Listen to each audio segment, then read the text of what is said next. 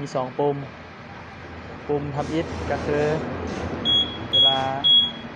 คนหลายๆซอกรถบ่เฮ็ดกดตัวนี้เวลาเราจะสตาร์ทเครื่องบีบปุ่มที่2จึงไว้แล้วก็เปิดสวิตช์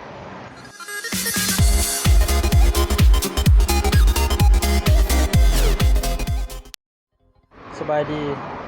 มื้อนี้สร้างโลมีโปรดักต์ใหม่มานำเสนอกระแจสมาร์ทคีย์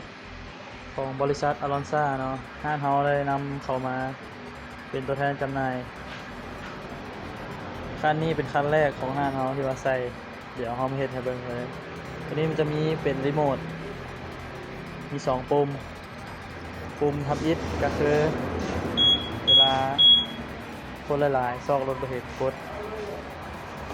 ตัวนี้เวลาเราจะสตาร์ทเครื่องบีบปุ่มที่2จึงไว้แล้วก็เปิดสวิตช์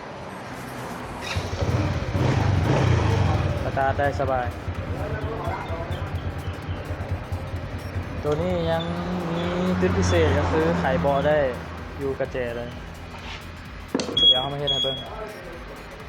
เบาะตอนนี้ล็อกอยู่ไขบ่ได้นะ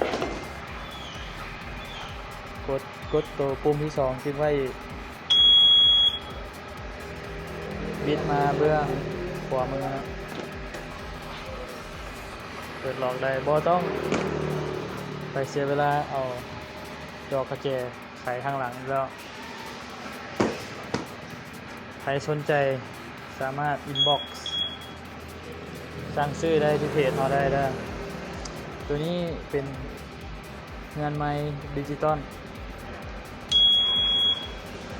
สำหรับกระเจราคาพร้อมติดตั้ง 3,000 บาท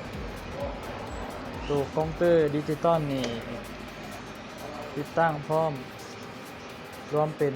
2,000 บาทเด้อราคาสร้างกับมีขายส่งขายย่อยจัดส่งทั่วประเทศขอขอบใจ